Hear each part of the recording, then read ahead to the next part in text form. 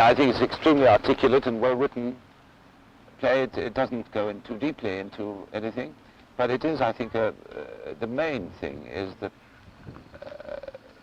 it's an exercise in the belief that two people, married or not for a long time, are two separate entities, and neither of whom belongs to the other as a piece of property.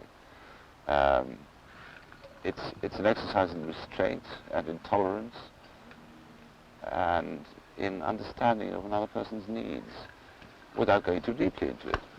Now, and it's dealt with comedically.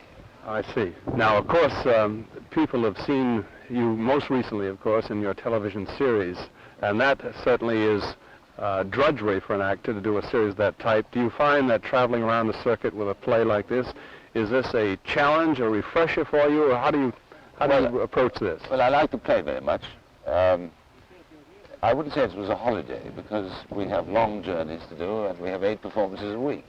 But it's been rewarding insofar as that most audiences have liked it. For instance, in Westport, Connecticut, we broke all records for 40 years in the theatre. We had a marvelous week in Algonquin and in lots of other places. I'm hoping that we're going to have the same here in Lakewood. It's the most beautiful theatre of all of them, I think.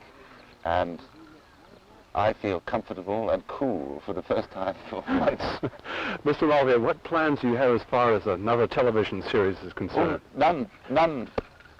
Why is that? Well, doing a series is kind of slavery in a kind of way. One gets up at 5:30 in the morning, one goes into the studio at 7 o'clock, and one doesn't get out until between 7 and 8 at night. And one cannot do very much with the rest of one's day at that time.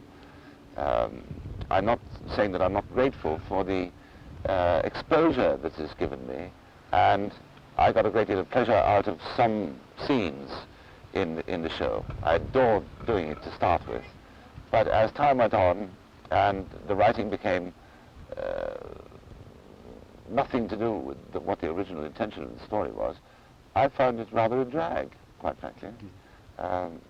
I loved working with Hope and Charles Nelson Riley, but I don't want to do another series, no.